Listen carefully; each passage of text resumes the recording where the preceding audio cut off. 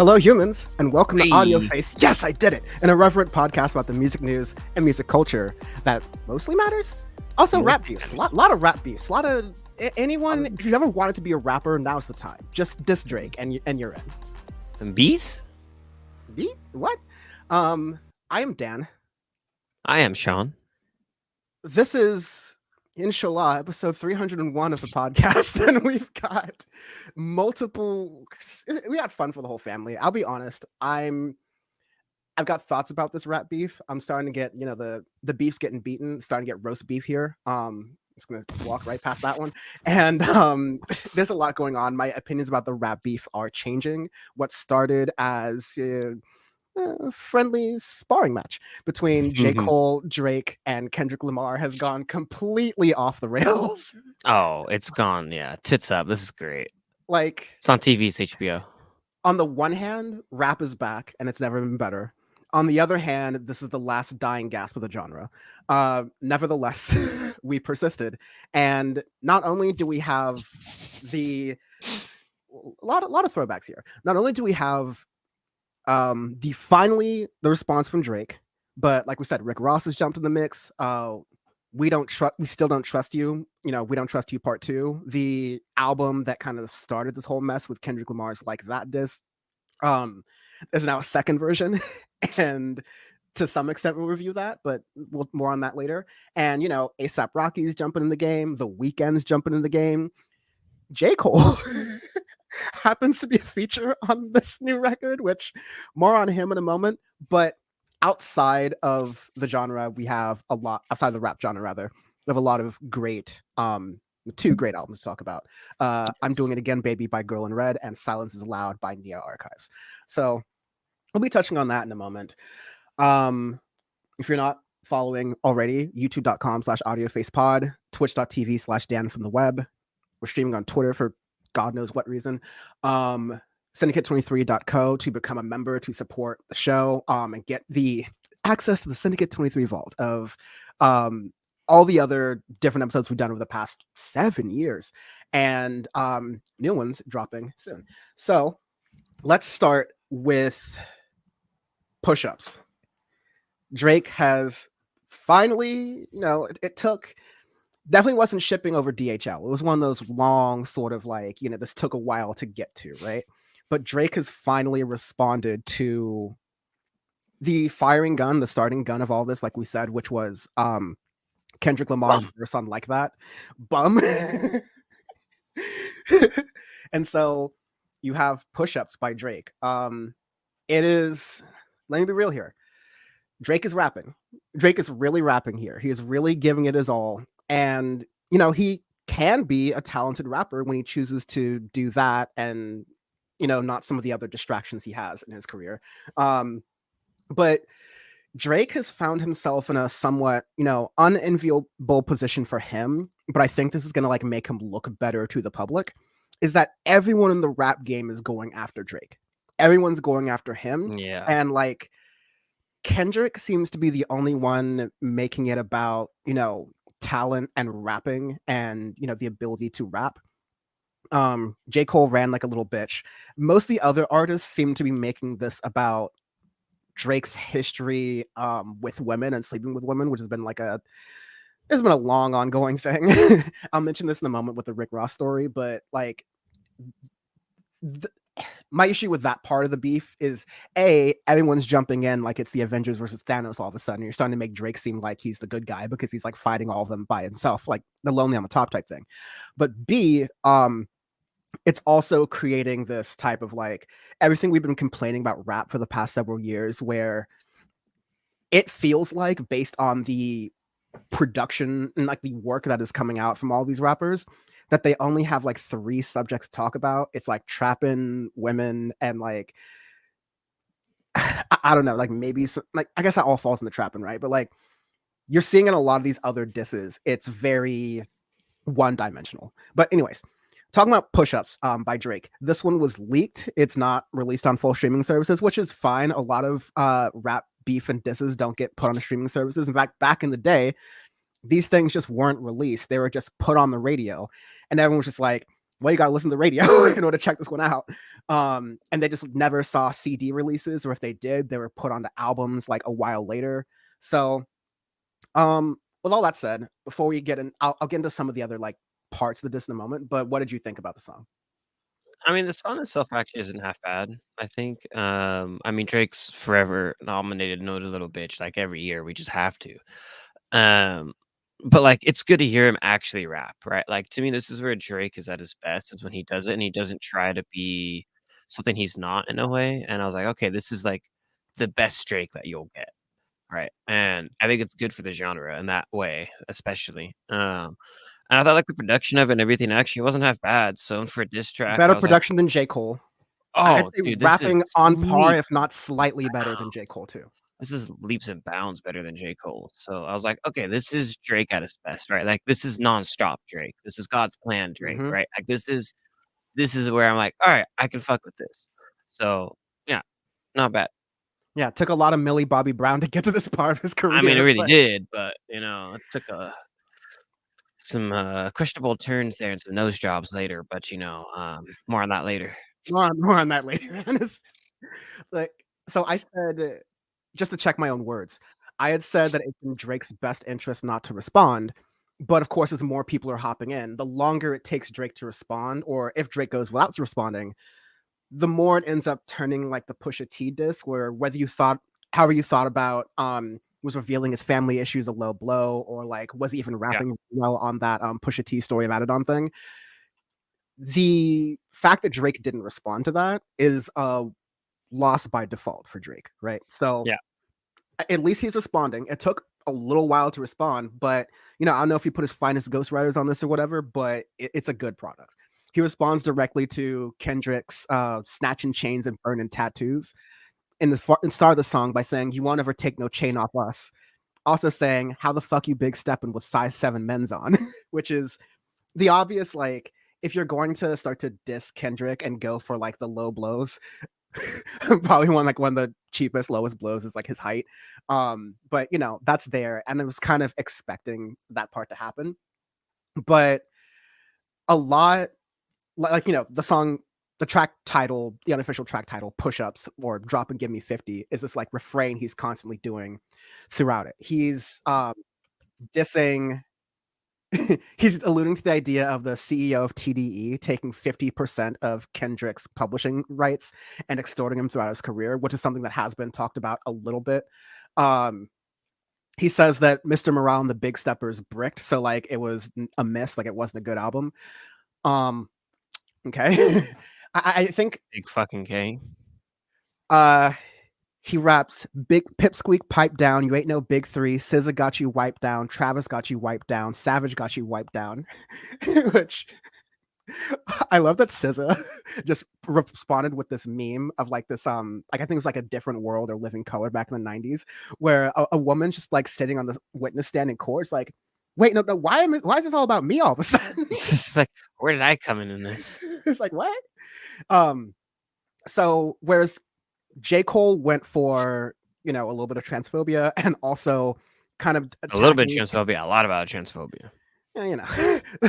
note which song Here there. wasn't deleted. And he, whereas J. Cole went for the "I'm gonna attack your discography" thing, which most people realized was just not gonna work. Drake goes after Kendrick on business, literally, like the business of music.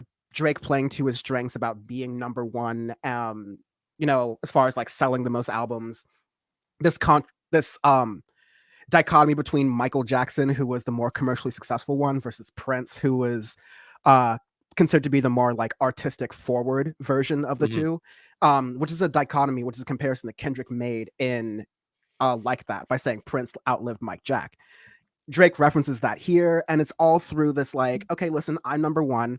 I'm writing this in Japan because I have fans in Tokyo. Like, he is Mr. Worldwide. He is internationally recognizable. He gets what he wants. He does what he wants. He's Drake. End of story. If it weren't for the fact that Drake's a target rich environment, I would say this is a pretty strong like diss. And I will say, fair, balanced, and unafraid, Kendrick, the ball is in your court. Thank you for starting this beef. Thank you for starting this like healthy sort of interaction going on. You did a lot with one featured verse. Now we need Kendrick on a song. Yeah. Because the J. Cole stuff happened. Drake has just come out with this sort of bombshell. And now, you have the riffraff. Rick Ross, maybe. You have them starting to join the beef now. ASAP Rocky. You have the C tier joining the beef now, trying to make it like they're part of the beef. J. Cole deserved to be part of the beef, but he bitched out. More on that in a moment. Oh Rick man, Ross and ASAP Rocky are not part of this conversation. When we're talking about big 3, big 2, big 5, big 10, they're no. not. They're No. not there. No. Yeah. So yeah, there was that. And also, it's worth mentioning he dissed Drake and Future and The Weeknd in it as well, and Rick Ross, which implied why Rick Ross responded in 2 Yeah. hours, which that's some DHL response right there. Like Right there. That's just like, that's hey, Amazon Prime. I'm already in the studio. Let's just hit it. Let's go. It's like Rick Ross just like lives in the studio just waiting for a beef. Him and Kendrick. No, but they also get some hits here and there too. The Weeknd, of course, having just it's hard to say The Weeknd dissed because like, come on, Abel. Abel on the Idol and like quitting his singing career to like go and act, and then like doing one of the worst acted things that A24 has ever produced, and that's saying a lot. It's Like, it's interesting for The Weeknd. But yeah, so Drake, good response, dude. I'll give you props. Good response. I think that A, Kendrick is going to respond, and B, Kendrick has 2 options here. Keep it fun, keep it, sporty and exciting, do it for the love of the game, or go straight for, the character assassination, which is what Pusha T did. please. I I low-key want the hope for the latter. character assassination because let's be Does honest. Drake Here. have We another want kid? that. Just like, I'm down. Let's go. What other porn stars have to clean up? Exactly. um What tattoos did he have to cover up again? Like, let's go. Mike Boy from Mayor jumping on here. So good morning to you, saying that shit was trash, but it was in fact a Drake song. And then saying, like, that's what I've been saying. Kendrick was just trying to get people rapping again, and instead everyone started crying, which is really impressive. It's really, someone said, especially with the J. Cole thing, which we'll talk about in just a moment, that Kendrick might be the first rapper to win a beef over just aura alone. Like, just Well, his the vibe. thing that my thing and that I've been saying, right? Like, it's not even his song. It's a feature on a Metro Boomin Futures track and album. It's just like a random feature on there, and he just comes out and just goes bum, Bum! just yeah, exactly. And I'm like, dude, that's just hilarious. And and everybody got butthurt over it, and I'm like, yes, yes, yes. Yeah, J. Cole all in his feelings. Mike Boy from Mayor saying you have to bury J. Cole now. Sorry, Oh, what the fuck was that? I mean, hey, oh, just wait. more on Just that later. More on that more on later. that in a More on second. that later. If it wasn't for Rick Ross sticking his ass into this, we'd be talking about that next. But no, just yesterday, Rick Ross, like we said, Drake released that diss track, Push-Ups, Drop Give Me 50, etc. And in it was mainly a Kendrick diss, but you also had a line about Rick Ross. If I'm familiarizing myself here, he says, I might take your latest girl and cuff her like Ricky. Can't believe he's jumping in. The nigga's turning 50. Every song that made it on the chart he got from Drizzy. Worry about whatever going on with you and and he just like finishes off there. So Drake and Rick Ross have a history. They have a long history. In fact, Drake and Rick Ross were working together really heavily. I forget the name of the song, it escapes me right now, but Common was beefing with Drake over Serena Williams, which he didn't admit. Common didn't admit until far after the beef was squashed. But Rick Ross was by Drake's side at least like way back Wasn't then. it like Aston Martin music, I think, or something that Drake was on with Rick Ross? Yeah. Off the top of my head at that time. That was. This is Sean brings the memory. I bring the Teflon research. Don. That's great. Yeah. Yes, Teflon Sean over here. So like that's exists. It's interesting because like the boss Rick Ross was something big way boss. before Rick Ross was big while Drake was still doing Degrassi in a wheelchair. Like, let's be honest, right? Like before When rap Drake was career, blackface. while Drake was doing blackface. Before Drake's rap career was but a twinkle in his eye, or maybe, like something around his nose, um, Rick Ross was big. Rick Ross was huge. So, Mhm. yeah, definitely. I think you can attribute some of his continued success in the 2010s, definitely helped by Drake and that sort of like early cosign they helped with each other with. But shit's not right anymore. It's just not right anymore. So Rick Ross is fired back against Drake on the diss track. Um Pretty like fiery. Basically, again, like there's a lot of different angles to attack Drake on. Common originally took the you're a singer and you're trying to be a rapper. That's not hip hop. That don't play. And mixed opinions. I think that's something to be said. Also not that strong. Pusha T straight for you're hiding a child. So that's the 0 and the 10 on the spectrum. This is maybe a 7. This It's is, not bad, I mean, but I'll give it an 8. So I'll give an 8 for the effort, but Rick Ross's track is like, again, why we're now at amateur hour in this rap beef, and I kind of want Kendrick to start to clean this up a little bit. well, I mean, it was also made, like, same day, like, DHL service, like, "This is hip hop right here." Yeah, This is if you ask Mos Def, right, really, like, "Is this hip hop?" He'd be like, "Yeah, diss track in 2 hours? Alright, that's kinda hip hop." yeah. It's like, what leftover beats do you have in the studio? Pen to pad, pen to paper. What can Rick Ross put out? And you know what? uh Bam from We Made a Podcast made the note that like maybe he should have spent a couple more days on this. I would have spent a couple more hours on it. As far as the wordplay, as far as the lyricism, it's not touching Drake, it's not touching even J. Cole, and it's not touching Kendrick. All right. Yeah. But the effort here is the strongest. J. Cole's on the negative points when it comes to effort. More on that very shortly. Oh, Um Kendrick's currently leading with effort. Drake put out a very respectable response. I mean, well, Rick This Ross did call him white boy, which, that's what that I'm just getting plays to. to Like, that just plays to Drake's insecurities. that's exactly what I'm getting to. Thank you for mentioning that. Is that It's just because funny to Rick me. Ross is choosing the effort of like, okay, my angle is attacking Drake's whiteness because he has tried to, do the fake Jamaican accent over here. He's tried to make himself seem tougher by collaborating with a lot of Atlanta rappers, by, releasing tracks like Nonstop. And even before that, he was trying to do his like tough boy era thing. Mhm. um Lines in the Pusha T one like, you ain't never want to be a nigga anyway, nigga. That's why you had an operation to make that makes your nose look smaller than your father's nose, nigga. I unfollowed you, nigga, because I seen you motherfucking because you sent a motherfucking cease and desist to Montana, nigga. Rip French monetization. Montana. Yeah. That's So I mean, there isn't a lot of there's some fun stuff here. There might even like be a minor Kendrick Lamar diss here, but I didn't really think that landed super well and it was really tiny. But this is where Sean, you haven't seen this one, but this is really good. So there's two responses here. Drake responded by denying entirely that he had a nose job, even though we'll get some pictures here in a moment. Um, but basically Drake posted a photo of Drake posted a photo of a text message conversation between him and his mom. Apparently his mom is, and I also don't totally believe this for a second I don't believe because it. Drake um put his son, the son that Pusha T revealed to the world, up for promotion for all the dogs. So when I get into this overall sense of like, I feel like this beef is really getting manufactured at this point, which I was willing to like be fine with and like turn away from, but like this is where it starts to feel really on the nose.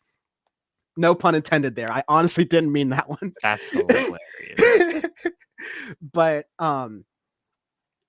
Drake's mom says, Obs, the internet's saying you got a nose job. You look the same to me in the kitchen today. I can't believe you would get one without me because I always wanted one. Right. And then Drake says, lots of laughing emojis. I would have got us a 2-for-1 deal if I went. It's coming from Rick Ross, the guy I did songs with who's gone Luffy off the Monjaro, so the weight loss medication. He hasn't eaten in days, and it's turned him angry and racist. He's performing at proms for money. It's bad. Don't worry, we'll handle it. Saying the weight loss medication is making you racist is some major like Remember when Roseanne Barr was like, "Oh, sorry, I've been taking the sleeping medication, and that makes me say slurs." Like what? Um, then Drake posts to a story, Rick Ross, you're one nosy goof. To which Rick Ross recently responded by putting this on his story. Let's roll tape real quick. Yeah. Oh no, that's this is the current one. Beautiful day. Me waking. Oh, it's such a beautiful day. Me waking up from a nap. I just realized BBL Drizzy called his mommy on me. He shared their text messages between each other. Cupcake Drake, tell your mama you stayed out past your curfew, white boy. You wanted to hang at the park with the niggas, smoke weed with the niggas while we washed our old school Chevys. White boy, you got a Chevy, white boy? I doubt it. But anyway, big nose, big nose. Boy, you had 25% body fat with a carved out 6-piece. Stop. We know what time it is. That shit costs 40 bands.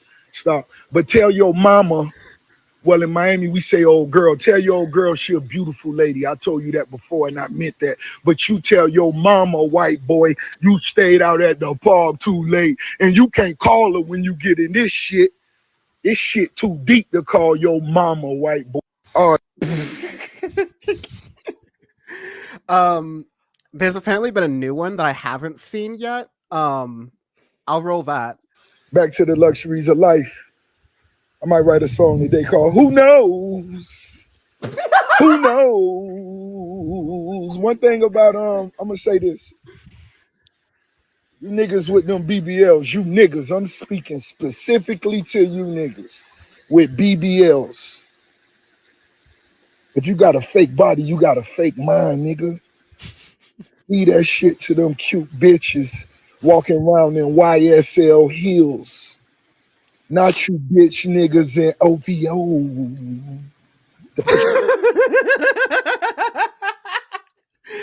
Sean, thoughts? Dude, that's great. Holy shit, that's great. Holy shit, that's great. Again, man. Kendrick is on business. Rick Ross just wants to be a wrecking ball. He wants to just push a T this shit. He made a reference there to Drake getting his own I guess we can call this gender affirming surgery. To like, surgically get a six-pack. Also referencing, let's see if I can pull this up really quickly. I'm just gonna Google Drake nose. Oh god. And see what we've got here. Because there's a lot of different, there's that. We got some samples here. I didn't think, Sean, you're also a bit of a nose expert, so maybe you'll be able to help. Definitely a little nose expert here. Someone who has gotten a nose job for, medical purposes. They call him Lil Nose X. That's Sean. No. So yeah, we got a little before and after here. You're mainly looking at the, the Negro thing of like the larger.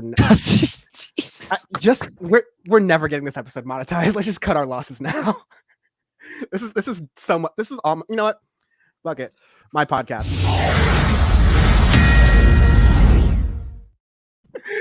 Okay. We're in this territory now. This looks like this one's not as egregious, but over looks fun. I've seen some other photos that are like, okay, some work may have been done, which in general, definitely in the septum area. It looks like his septum was raised a little bit right there. It's just that cartilage had a little boosties to it. Yeah, you're in LA once in a while, you do a little damn thing, right?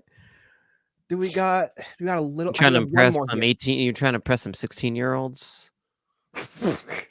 Yeah, so we have a little bit here. It's hard to tell from like the same angle, but I can tell like a little bit of a.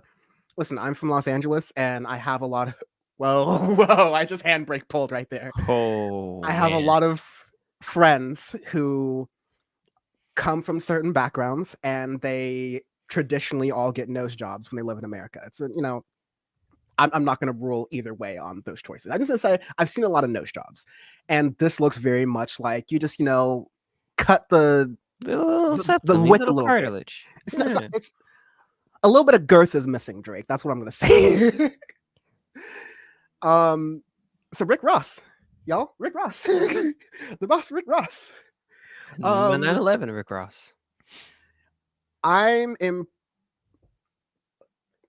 To sum that up, Rick Ross, you are in like. I'll upgrade you to the B tier of this rap beef just because this nose thing is very funny and you're coming with an energy that even Kendrick Lamar has not met yet. All right. So I'll upgrade you to B tier, but I'll repeat what I said before. Kendrick was talking about a big three. You are not the big three, Rick Ross. You are not the big five. No. You're not the big 10. You're not the big 20. If we did a historical thing about like influential rappers, I'm sure he'd land on top 50, maybe even top 40, but not big three. So please sit to the side here and stop, double agenting for Drake because you're just making Drake look more sympathetic because he's getting attacked by all these other different rappers. And this is supposed to be between Drake, Kendrick, and J. Cole. Well, it was supposed to be between Drake, Kendrick, and J. Cole. Because J. Cole has quit the rap beef / switch sides. I'm gonna play like this is embarrassing to watch, but I'm just gonna play like a little bit of It's his. so bad. I'm gonna play a little bit of his retraction. So basically, he released 7-minute drill as his response to Kendrick Lamar's Like That, challenging him as a rapper. It came out on a whole project called Might Delete Later, which was aged like milk. Aged like rancid milk. On that, there's a lot of different things about that. You can check out our review that we did last week for more information. But 7-minute drill was the song at the end. He dissed Kendrick mostly because J. Cole and Drake were together and For All the Dogs. So this is mostly a Kendrick diss. Basically saying that his albums were not good, which is wrong. And come on, that J. Cole is just revving up. He's ready to go pound for pound, rap for rap. And I was like, you know what? I'm glad J. Cole responded. This response was ass, but he was rapping, firing at all 10 cylinders, and it was really good. 2 days later, he's performing the closing set at his Dreamville Festival, which just happened to be happening during this entire week, and he just completely cuts out the entire thing. I'll play as much as I can stand because, quite frankly, this is just insulting to the rap game in general, but here we go. The talk, that shit don't sit right with my spirit. That shit make me feel. That shit disrupts my fucking peace. So what I want to say right here tonight is in the midst of me doing that and in that shit, and downplay this nigga's fucking catalog and his greatness, I want to say right now tonight, how many people think Kendrick Lamar is one of the greatest motherfuckers to ever touch a fucking microphone? Dreamville, y'all love Kendrick Lamar, correct? As do I. So I just want to come up here and be like, publicly be like, bro, that was the lamest, like goofiest shit. And I say all that to say, it made me feel like 10 years ago when I was moving incorrectly. And I pray that God align me back up on my purpose and on my path. You know what I mean? I pray that my nigga really didn't feel no way. And if he did, my nigga, I got my chin out. Take your best shot. I'm gonna take that shit on the chin, boy. Do what you do. You know what I mean? Like, all good. Like, it's love. And I pray that, y'all are like, forgive a nigga for like the misstep, and then I can get back to my true path. Cause I'm just gonna pause it right there because I don't forgive you. I can't forgive you for this. Meanwhile, Kendrick is sitting back in his chair with the crown, just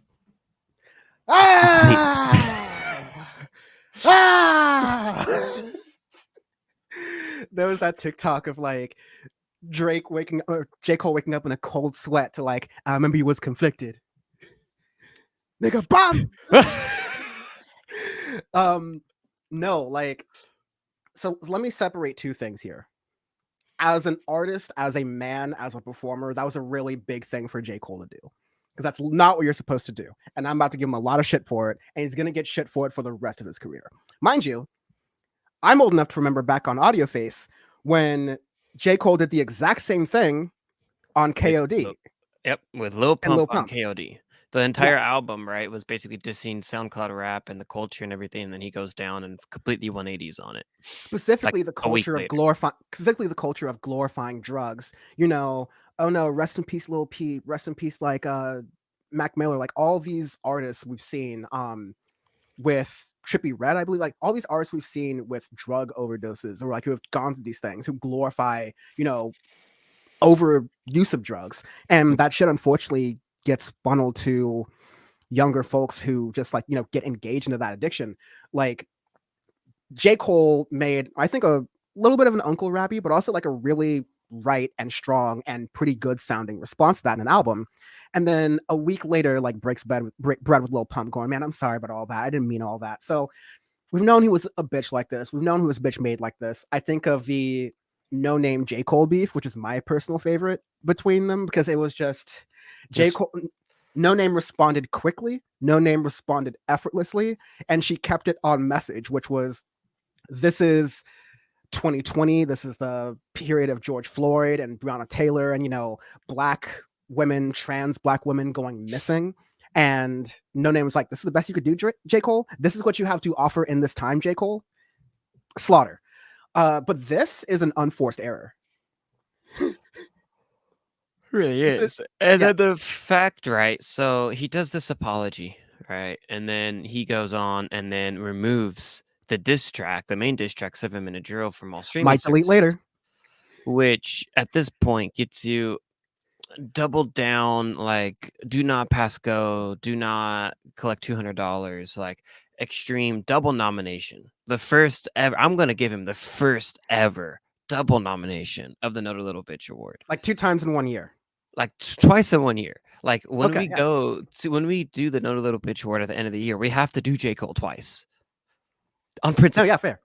On God, Let, like let, just let me say the official words for posterity. Sean and I are collectively nominating, in fact, individually nominating. So to total up to 2, Sean and I are individually nominating J. Cole for 2, count them, 2, Two.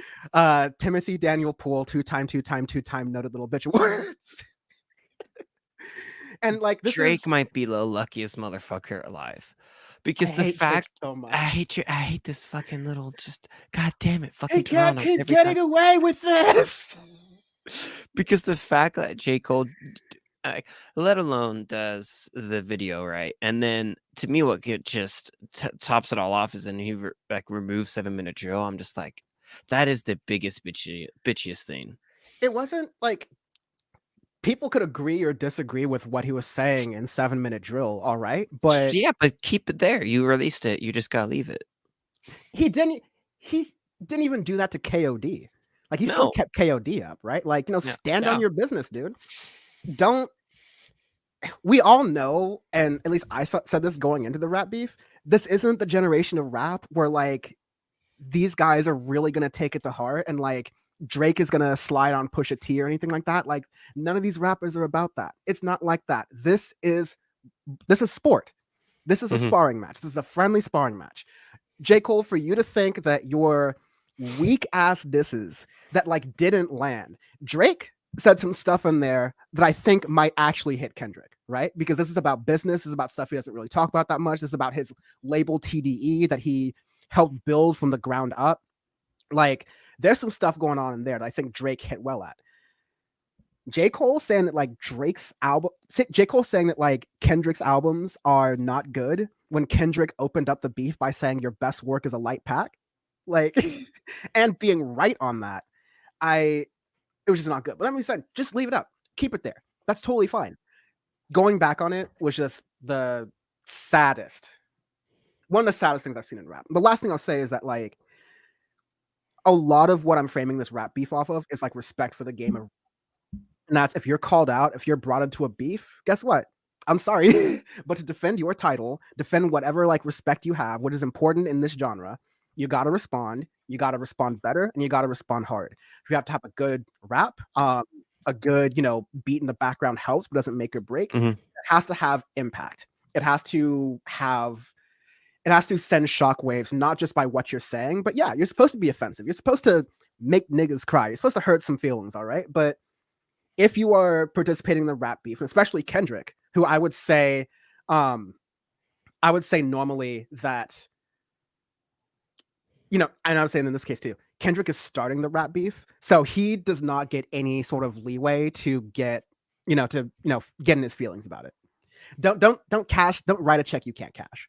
So J. Cole going, oh, I might have hurt your feelings by saying that I like some of your albums, but I don't like some of your other albums. Like, Yeah. bum, get out of here. But J. Cole maybe switch sides. That's why we're saying, because in addition to releasing after, post and deleting this song, We Don't Trust You Too, which is what we'll get into in just a moment. Sorry, We Still Don't Trust You. I keep calling it We Don't Trust You Too because, spoiler alert, that's Dan, you. we still don't trust you. We still don't trust you. We checked. Don't worry. Still We don't trust you. Yeah. So let's just kick into that actually. But basically, to end that, J. Cole is featured on this new Metro Boomin Future record, part 2, essentially. And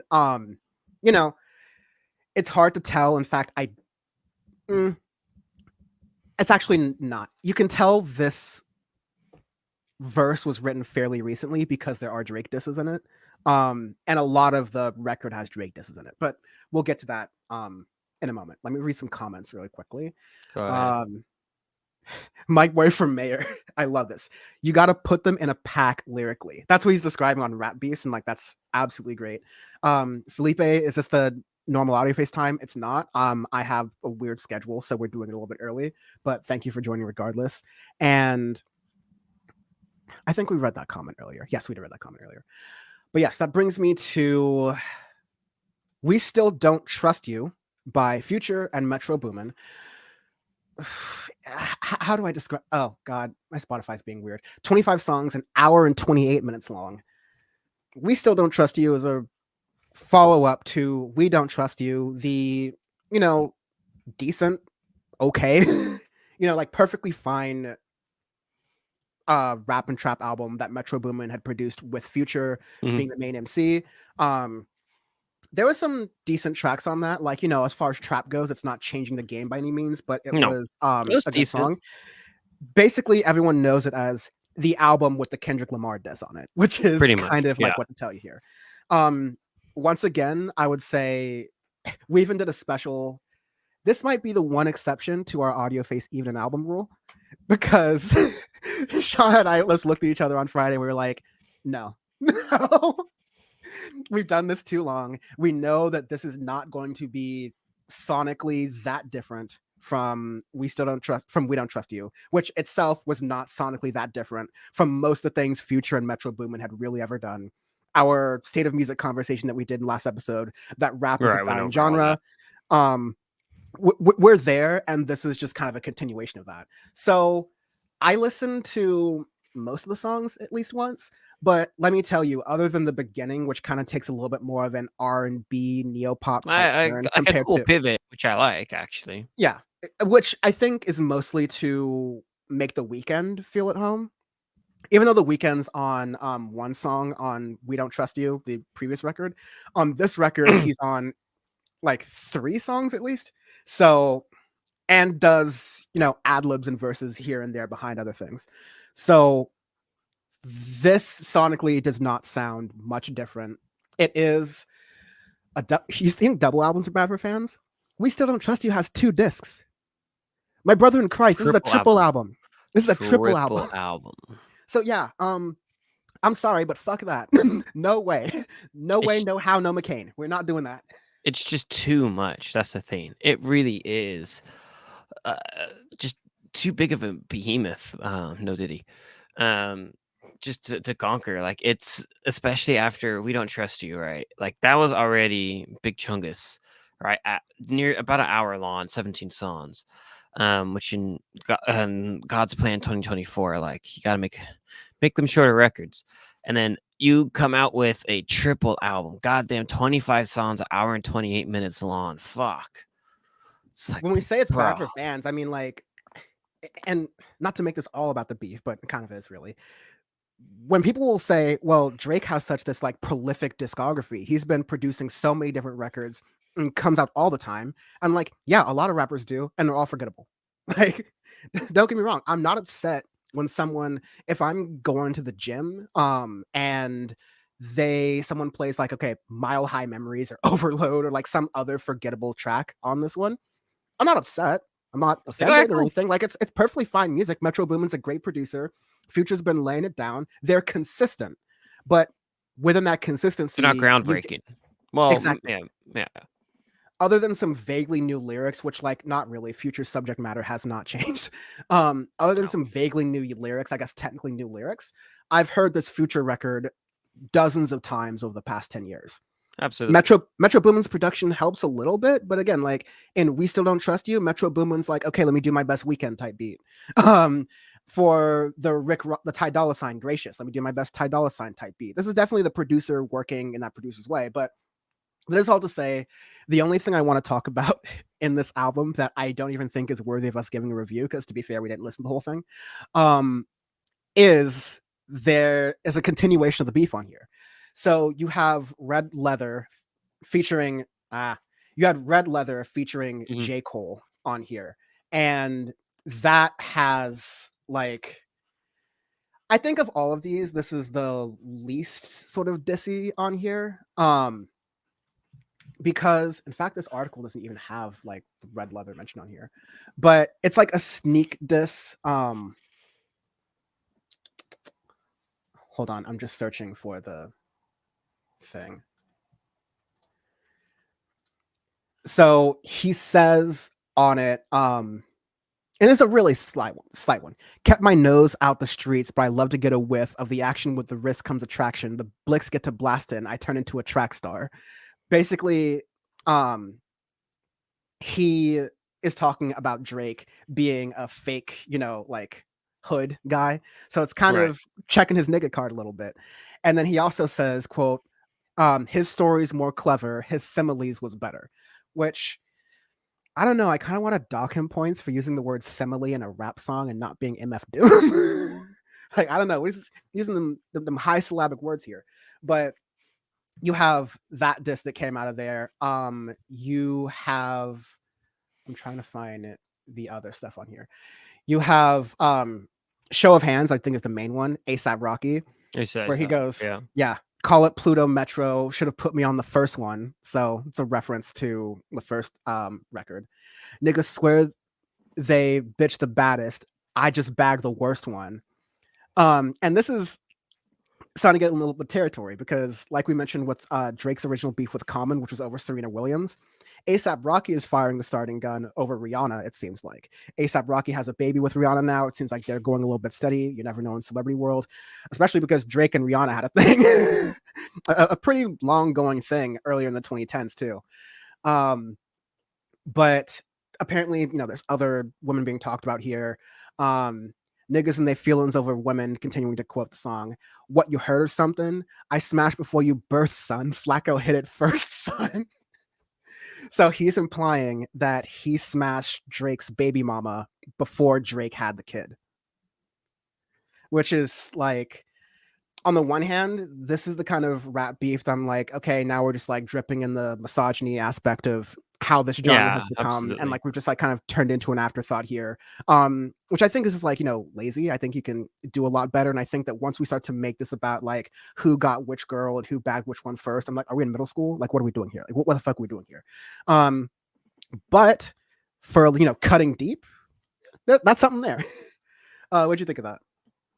Yeah, I think it's all right. I mean, it's just the issue is especially with this record, like a lot of these disses, because it's an hour and 30 long, they can get missed very quickly unless you like literally try to fine tooth comb it and look for it, or you go on articles and literally look for it. That's the problem with this. Or it's like, hey, like some of these things are pretty clever or interesting in a way, even like the Weeknd's one where, Weeknd and Drake have, I guess, a long-standing beef where Abel fired him from some stuff, and going over like producers and other things as well, where they have like some solid beef and all that.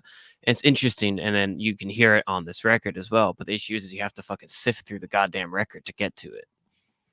Yeah, and to talk about what you were talking about just now, The Weeknd appears in a lot of songs, but the main disses come in All to Myself, which are weird because Weeknd's not rapping, he's singing, He's singing, which yeah, which is really weird.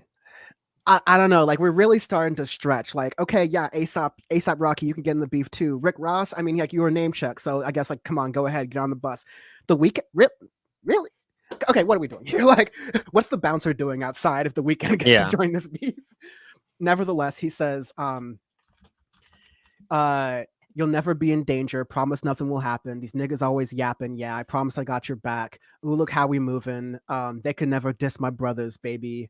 When they got leaks in their operation, thank God I never signed my life away. And that's the reference to The Weeknd almost joining OVO and Drake's label and Drake's crew, but ultimately deciding to take sort of his own path. The I can't feel my face Weeknd. We're talking about like really old lore from like 10 years ago. And we never do the big talk. They shooters making TikToks got us laughing in the Lambo. And that's funny because you have a video right here, actually. I won't play the full thing, but just to show for reference. This is someone on OVO's like label, like one of the people who works there, who's like, yeah, they're like making they're making TikTok, the wildest, weirdest TikTok videos ever with like the AI face and everything. Of like, okay, I'm gonna move my like hand here, and now I'm all of a sudden an Asian anime girl type thing. Like, What the fuck? listen, that right there is not a good look. That's a quality diss right there. But I have to disqualify The Weeknd just off the fact that he's not a rapper. Yeah. All right. Fair play. Yeah. So yeah, like it's interesting. I would have preferred, and I think it would have gone better if some of these features were on the first record, like ASAP Rocky said.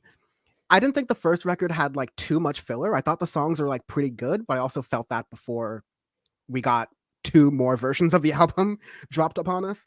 I think it would have gone a lot better personally if this was just one record and then all the features were there. And then, you know, throughout the year, I get how the music industry works. You just release singles, you drop them here and there, and like that's it. Just release the singles, drip, drip, drip, and you have some more songs, you have some more catalogs. Because it's very common for artists to like make 100 songs and then narrow them down to like the 16 you want on the record, or maybe the 10 or 11 you want on the record.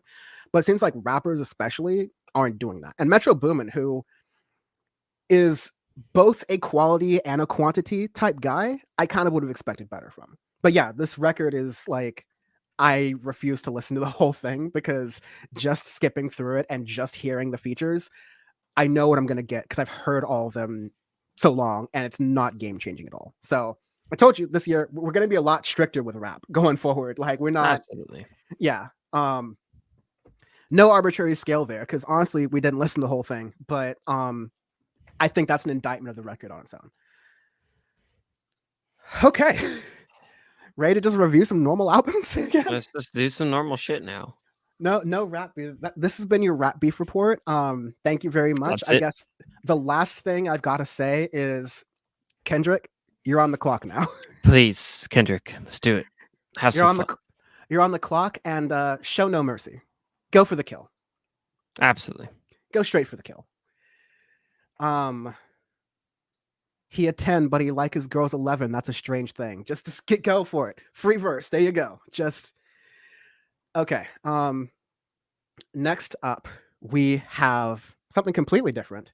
I'm Doing It Again, Baby by Girl in Red. 10 songs, 28 minutes long. Girl in Red is a, you know, definitely indie pop. She made a splash with If I Could Make It Go Quiet, which came out in 2021. I don't think we reviewed it back then. But go ahead. I listened to it, I think the following year or something. It was actually a pretty good indie record that I enjoyed. Oh yeah, like there was off of AWOL Recordings. They've done great like indie stuff over the past like 2010s. I forget what is from there, but I know that record label. Now this is a bigger label. She's signed to Columbia, I want to say. Yes. So Sony Music. And you know, I didn't know how I was going to think about this record, especially about this album, especially on the first song, I'm Back, because what we said in State of Music is a lot about how indie has come back, but it's also fallen into a bit of a stale, repetitive sort of thing, where a lot of indie pop artists kind of take the same 90s grunge sound or like the same sort of like, 2010s alternative sound and they just ride it into the ground. Other than the first song here, I don't think this is that album. In fact, I really like this album. I thought it was pretty good and it surprised me. I think it's okay, especially coming from her first record where it's more indie sounding. This is definitely a big pop pivot where I don't know. It's gonna take some time to grow on me, but it wasn't kind of what I was expecting with it. I really do not like the first track at all. I don't like "I'm Back." I think it's a big miss. It's a bad opener just to get you into the record where it starts off very slow and awkward, and the lyrics of it just kind of suck. Honestly, like it's just not a good opening. Like, you have some decent tracks at the beginning, like, I think Too Much and then Phantom Pain, I think it actually is a pretty good track. But the thing with it, it's really popish sound compared to what she's been doing before, the past 5, 6 years. So which honestly to me is kind of disappointing coming from what I was expecting, and I wanted something to and, like, coming from my state of music industry, right? Like, I want, like, a different type of sound or whatnot with this. Like, okay, this is just a alt pop, alt indie pop record. I'm like, and it's nothing crazy. It's just for me at least, it's gonna be almost like kind of forgettable, especially within 2024 and how many good releases there have been. Like to me, like The Last Dinner Party, like that indie record stands out on its own this year, and that's their fucking debut, right? And with that's like records like that where they stay true to themselves as an artist and in the genre, but they try to push it a little bit forward and do some things. With this, to me, with Girl in Red, she takes two steps back compared especially to the stuff that she was making the previous 5, 6 years. um it's just too pop heavy, and with the production, like, it feels overproduced in that regard and everything. It just doesn't sit well with me. But it's not saying it's a bad record at all. It's not a bad record. It's a decent record. It's just for an artist that I know is capable of making some really good indie tracks and everything, the pop pivot just doesn't do it for me for what I was expecting. um yeah, so pretty disappointed with it in that regard. I think that's all totally fair. I think I was coming from it from I have not had as Yeah, much if you don't background know as Girl in Red. So yeah. yeah, if you don't really know much about it or listen to her before and whatnot, like, especially from If I Could Make It All or Make It Go Quiet, Make It All Go Quiet, whatever it was called a I did few the years same ago. thing. If I Could Make It Go Yeah, Quiet, but I put go in the yeah. wrong place when I was reading it too. That's hilarious. Yeah. Compared to that, it's like example, like tracks like Ugly Side, like I listened to that and I'm like, this is the indie pop I really don't like the way it's done. It just feels like 21 Pilots sound of just, I'm like, all right, Yeah. this kind of whatever.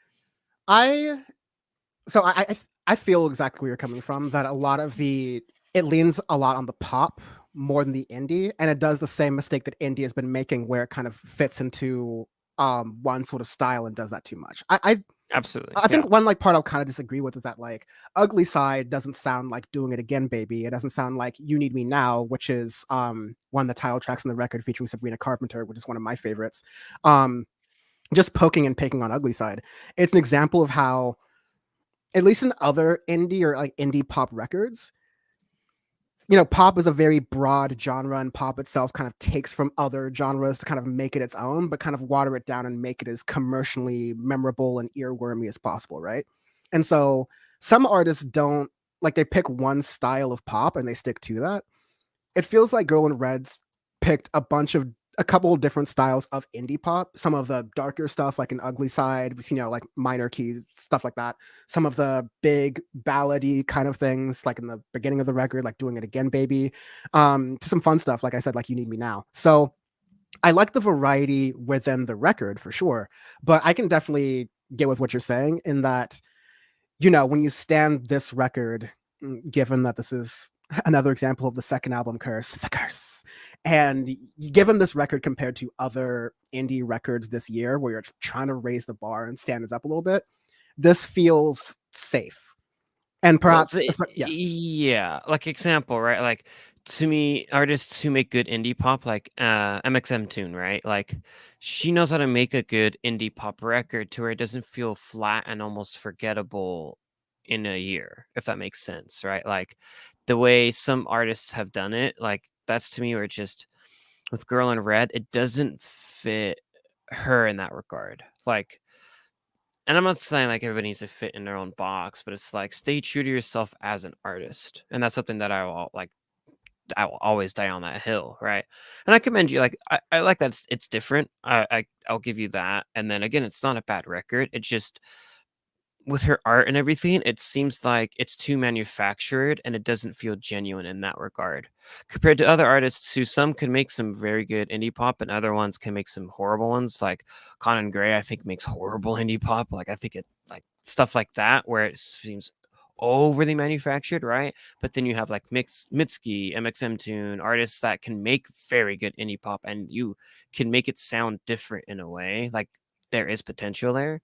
But And many of the artists you just mentioned, they sound more indie than pop. Even Mitski, who's like a pretty popular person to exactly, be that's what I'm known, right? saying. Like Like, it sounds more indie than pop influenced. Like if you're gonna make that and make that bridge, right? I would rather you have more indie tune, like indie uh sounds with it than more pop tropes, which you get from your standard pop artists and stuff throughout the world. So yeah. yeah. So overall, like, and at 30 minutes, I appreciate like the sizing. This is I the appreciate same the length. Yeah. about the same length as Girl in Red's first like debut album. So Yeah. I think this is reasonable sizing, especially for an album in 2024. Like the quicker hits are better. You're getting to 40 minutes, 50 minutes. You better be doing something good with that time, and there better not be filler. We'll catch it. So I think it's a good timing overall, but I can definitely see that there could be a little bit more challenge, a little bit more growth. Um, you could chalk it up to once again maybe the second album curse there, but I think it was Yeah. a Yeah, decent I effort think you overall. might be able to. Yeah.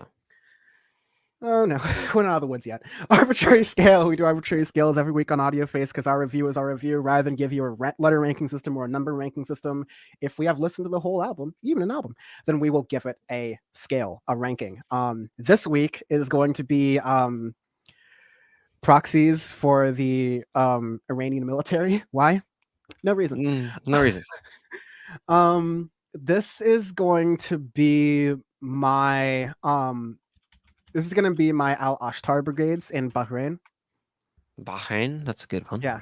You don't know exactly how big they are. They're definitely influenced by Iran. Maybe thugging at them Bahrain sometimes. Nice. I like it. This is the what's the Iraqi version of Hezbollah? Kataib. Qatai. Yeah, Qatai. Kataib, yeah. Kataib. Yeah, Kataib Sounds like Hezbollah. Lisan That's got that it branch. sounds like Lisan Ghalib, like the fucking Dune. Dear God. Our last album review is, give me 1 second, but it's Silence is Loud by Nia Archives. The album is 13 songs, 35 minutes long. Really nice thing. And I'm just gonna lay my cards on the table. I love this record. It's a mix of, neo Drum pop and with drum and bass. bass. And, you know, drum and bass can sometimes get repetitive because it's pretty much like one or two styles of breakbeats. But not only do you get range even in the production of this, but sometimes, which is what I really like, the lyrics are really like sad and deep and like introspective, while the beat is very like upbeat and happy and whatever. It's like crying in the club type vibes, Right. which I've Yeah. always enjoyed. This is not just me slowly realizing the inevitability of mortality as I start to get close to my 30s. It is maybe 10% of that, but no, it's something I've always sort of liked in songs and tracks like these. And yeah, this was great to me. I liked this very much. What do you think, Sean? I very much enjoyed it, right? Like going back to our state of music last week, right? Talking about neo pop slash R&B. Like, and what we like, what we want from it is artists to get more electronic influences because there's, as we were saying with it, like there's so many ideas, so many things that you can bring into it. Like even with rap, right? Some of our favorite projects are influenced by electronic music, right? Like Travis Scott's Utopia. I will always bring that up because I was a certified Travis Scott hater until Utopia, where I'm like, hey, Guy Brown, he brought on Guy Manuel the Homo Cristo and made a banner. So props. I love it. And with Silence is Loud, you get drum and bass, which drum and bass isn't for everybody and everything, right? I grew up listening to drum and bass, so I'm not I can listen to it. But the issue is with drum and bass, right? It could be very flat and it could be very very monotone in it. But the cool thing that Neo Archives does is she makes it interesting with lyricism, interesting with adding neopop influences and stuff, and doing some really cool things with it to make it to make it cool again in a way, to make it like have a sound that's established and you can hear it immediately. Oh, that's drum and bass, right? And then most people would write it off and just be, oh, it's just a drum and bass record. But then you get to the meat and potatoes of it and you're like, oh wait, like she's actually trying to do something different within it, right? Like naturally there's going to be limitations of it because it can be samey in that in certain regards, but I It's a think fault of overall, electronic music more broadly, and anything that's inspired by that. Absolutely. And I think drum and bass has like one of the biggest faults of that with in electronic music itself. But what I like about it is she's really trying to do different sounds and different things. And I feel like it's a hit in that regard where it's interesting. You don't have a lot of artists that do this for an entire record and not make it boring. They make it sound interesting. They make it almost introspective, which is very interesting for drum and bass. You wouldn't put that in there. Usually it's just like, just go full gas, and you really get into it and you're like, oh shit, there's a lot of depth to this record and everything. And I think that's fantastic and very, very unique, which I like. Yeah, I think this was a record that came out in October that we reviewed. The name's forgetting me right now, but it was another like Black woman artist or like a collective, and it wasn't like, it was neopop and it wasn't electronic, but they had done some really unique things with that. And I'm sorry I'm forgetting their name right now, but this is of that same sort of accord. Songs like Forbidden Feelings, shout out, I get a little get Gorillaz triggered anytime an artist adds a Z randomly to the end of a song, because Gorillaz Damon does that from time to time, not always, but sometimes. There's actually a thing on streaming services where Saturn's bars is like written differently to based on the streaming services. Sometimes it ends Right. with a Yeah. Z, sometimes it has, right? But she's singing her heart out on a lot of these tracks. From Forbidden Feelings, Crowded Rooms does a similar thing above. Cards on the Table is one of my favorites, even though it's like a little bit understated in the beginning.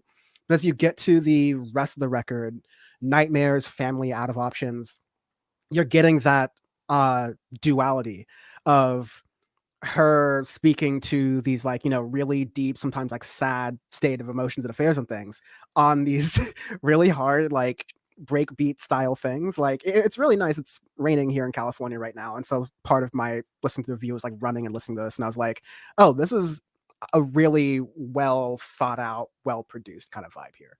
I'm greatly enjoying it. I'm still trying to find out what album that was. But anyways, go ahead. Yeah, I think it's a good record. I'm pleasantly surprised with it. And it's something that I think is, what we were talking about with neopop, with electronic music in general. Like we need to have records that are like this, that they aren't necessarily revolutionary, but they're interesting. They try to sound a little different and everything, and do something that not everyone's going to make. Did you find it? Yes, Corinne Bailey Ray's Black Rainbows. It came out in September. I think we reviewed it in October, but one of those. And that was neopop and like jazzy, and it was really fun. I remember that being like one of my favorites from the latter part of last year. Yeah. I remember that record. It was interesting. That one was very interesting because you had like even some like alternative sounds and stuff in here, which I thought was cool. Yeah, and this is like the neopop I'm getting really interested in, because we kind of roll pop and neopop into the same thing when we do State of Music. But definitely one big thing about the genre that's always been there, like a limitation, is that the subject matter tends to focus purely on, love and losing relationships and going through the motions with all that. Whereas I think some of my better, more liked albums in this genre are starting to like branch out and do things differently from that. And so I really strongly recommend Silence is Loud. This is, I have to, this is one of the times I have to be careful because I'm like, oh, this is a Dan record. I had to listen to it twice to be like, okay, I like this. But in the same way that I, listen to an Audio Face record, like, is this something that's like really, really good? And I was able to find justifications for it. So, yes, this is good. Any other thoughts? Any last thoughts? No, I enjoyed it. Arbitrary scale. Arbitrary scale. Do arbitrary scales every week on Audio Face. Our review is our review. Fuck a ranking system, fuck a number system. We're just going to tell you exactly how we felt about it this week for absolutely no reason at all. It's going to be Iranian militias, Iranian proxies in the Middle East. These are the Houthis, maybe. This is your Houthis. Yep, built strong to last long. This is Neo Archives is definitely Hamas. Standing toe to toe. Oh man, I wanted you to step on that landmine, baby. You see, with the Houthis, I had a little bit of leeway. You throw down the Hamas, and now I'm like, oh man. Or how about get them socialist Palestinians? You're going to be hunting for landmines with a hammer. 2 quick hits. I'm sorry, I added this one really last minute. It's going to be very quick, I promise. But it's not in the doc yet. I'm just going to present it to you very quickly. So Coachella is happening right now. We usually talk about Coachella a little bit in some extent. Ghost producer. Is this the Grimes thing or? No, this is just in general. This is almost an MBW type thing. But this is why I can just pitch it to you and I don't need to read, right? Okay, cool. Go ahead. Our ghost producer Kyle on the show is doing some on the ground research. Sure, let's call it that. At Coachella Weekend 1. Giving us a little bit of an on the ground reporting of how the vibes are from there. So I'll check in with him and how that was from his Weekend 1 experience. But the main thing is that like this was a record year for Coachella in the bad way. In the sense that this is one of the first Coachellas in a while where they struggled to sell tickets and they actually did not sell out. I mean, Coachella sold out in other ways, right? But they actually didn't sell out of their tickets, right? And I think this has been a long time coming. Some folks will say, oh, well, Coachella used to be a rock festival, and now it's branched out into pop and other genres, and it's become like washed because of that, which is a fine point. But I think that, introducing other genres and having, rappers and other artists be there has made Coachella ultimately like a somewhat better experience in the music sense. I think what ruins Coachella as an experience and in the music sense is the fact that it is not, and for a while has not been, a music festival for music lovers. It's a music festival for influencers in Los Angeles. Yeah, that's literally what it is. It's just like, what is Coachella for? Oh, it's for people saying that they went to Coachella and the crowd sucked, the vibes suck, the artists don't really like playing it. Yeah, I mean, artists hate playing Coachella. I mean, when we saw Radiohead in 2017, literally Tom York goes, "Can we take you guys to Coachella?" Like, really complaining about the crowds because of how bad it was. And it's not just like, oh, it's a music festival. Not everyone's going to be a fan of everything. You can't just like put that on. No, but it's go to Europe, dude. Go to Europe. Yeah, go to Latin America. Go to like any other part of like that isn't the United States, and you will see people who don't even understand the language of the artist and who's performing, not just enjoying, belting out all the lyrics, jumping around, dancing. Like it is a vibe thing in America that, hashtag no politics that I need to get into. But, and you talked about this in general, but I think one thing is that, Coachella and a lot of these other festivals, the bigger ones, have become commercial entities. They've become, like adult carnivals. And the music, I would consider Rolling Loud to be part of this as well. I think EDC, though it has its lovers and fans, I think EDC has been down this path for a while where it's not necessarily the responsibility of a festival to, like help change music. That's in the artists, but to showcase artists and good music. Like you get the crowd you ask for, essentially, right? And the crowd Coachella is asking for is the same crowd that has now ruined Burning Man and things like that. These are people who are not there for the culture. They're not there for the music. They're not there for any artists, really. They're just there to go with their friends, do drugs, and be entertained by celebrities every once in a while. Like that's like the vibe. And that that a good music festival does not make. So it'll be interesting. And you had some great performances. I think Tyler the Creator threw down. Uzi Vert's performance was talked about and like really energetic as he starts to enter in a little bit of a new era for himself. Justice, which Kyle graciously gave us the on the ground report for that, makes me incredibly excited for the end of this month when we get to review the Justice record. Yes, sir. So like pretty much that's the only thing I would have gone to Coachella for is to see Justice. Like so, and I think at that point I'm just gonna see them when they're touring on their own. I think too, like with Coachella, like it was the lineup that a lot of people. Whoa. Wait, Sean, something wild happened with your audio. Like it just cut out entirely. Hello? Really? You're there. You're there. That was weird. It was it literally went. I think the weird thing about Coachella is so this is like when Bam and I went to the comedy show and the guy's like, so feminism.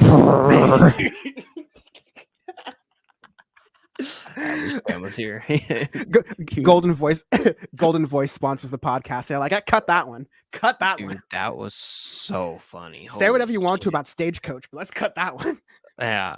No, Sean, what are you about to say? I was just saying, like, wasn't the lineup not even that strong from what I remember? Compared to, especially compared to other years. That was some criticism as well. And we talked about 2020 kind of because artists were held back in a creative state. You got a renaissance of live music because of artists who are A, trying to make up some of that money they lost in 2020 and 2021 from not being able to tour. But B, there's a lot of creativity in music that happened during that time. And so that's going to be toured out for 1 year, 2 years, 3 years. You had these mega productions by folks like Drake, J. Cole, Bad Bunny, where they're doing Taylor Swift, where they're not J. Cole rather, but Drake, Bad Bunny, and Taylor Swift, where they're doing these like massive global tours, making millions of dollars at each stop, like single-handedly propping up local economies left and right by doing like residency 2-day, 3-day shows in all these different places. I think there's a little bit of a saturation point, right? Like there's inflation, shit's expensive, and people want to maybe save money. Now they've like gone electronic music festivaling out. And so I think that combined 3 things to sum up. There's an oversaturation of live music experiences that I think we've had for the past 3 or 4 years. That we're starting to kind of see the TikTok of it. We're going the swinging back of the pendulum, so to speak. Number 2, the lineup itself just wasn't that good, kind of as a result of those artists traveling for the past 3 years. And 3, perhaps most importantly, Coachella is furthest away from its original vision in the late 90s, early 2000s than I think it's ever been. I think music selection is part of that, but ultimately, this needs to be a place that influencers don't want to go to. Or at least that influencers don't play the biggest role. Because there are artists who enjoy performing at certain festivals. Coachella is not one of them. But now, we always like to end on the... I know what we're doing here. We like to end audio face sometimes. And O.J. Simpson died. Okay. Okay. And of course, this reminds folks of the story of... What? StreamYard is just not having a time. Okay. Damn. Let's try this again. Credit. I guess Golden Voice really did not want me. There we go. So yeah, this is the story of OJ, the Grammy-nominated song that Jay-Z made about, called The Story of OJ. That was, at its time when it came out in 2017, I think, acclaimed for its focus of, okay, here's a rapper at the top of his game releasing what might have been at this point his final album period, his final solo record, and taking a direct turn away from... 444 walked so Mr. Morale and the Big Steppers could run, frankly, because it was a rapper who was starting to become more mature, realizing that they're not the, chasing women, trapping, getting the bag, like hustler, like the Jay-Z had really like made himself up to be. And he's talking to be like, trying to sell you $1 million worth of game for $9.99 as the lyric is. With that, you got a lot of, black capitalism, the idea that as long as you have more black billionaires, that'll be better for the community. Sounds good, doesn't work. You have some pretty rampant anti-Semitism in that song that has not really aged well. Credit. But that was the beginning of the refrain of the song was a quote directly from OJ Simpson saying, "I'm not black, I'm OJ." This sort of dichotomy of like OJ trying to transcend blackness as though it's like a thing you want off of your system and you want to like, move away from that so you can like ascend to some higher level of something. And Jay-Z was directly calling that out. So it's, I think it's interesting, especially at this time where Rick Ross is going after Drake's black card. And you have this as a common sort of situation, like thing people are talking about. But this is really just an opportunity for me to bring up the story of OJ. I'll be honest. I just wanted to bring up the song. Oh man, yeah. To that great Bronco in the sky. Well, not in the sky. Probably not the sky. Life's real. Definitely not the sky. Definitely that Bronco definitely is find on road dead. It's a little close to the Grand Canyon. Let's say that. Just in proximity, it's a little closer to the Grand Canyon. Yeah, fair play. That great gulch in the sky.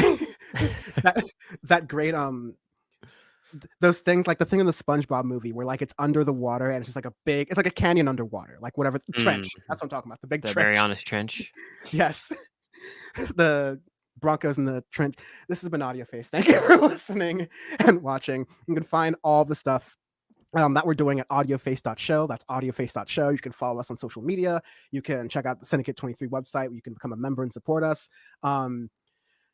I will be doing a live stream actually for members right after this because apparently people think World War III is going to happen. And it's totally not going to happen, but I'm just going to like break that down and make sense of it. So if you're watching, check that out. It'll be on the same Twitch page, twitch.tv/Dan from the web, the same Twitter account, twitter.com/Dan from the web. And then it'll be on YouTube, youtube.com/Dan from the internet, literally right after this. Sean, thanks for joining me. Thanks for working with my wild schedule today.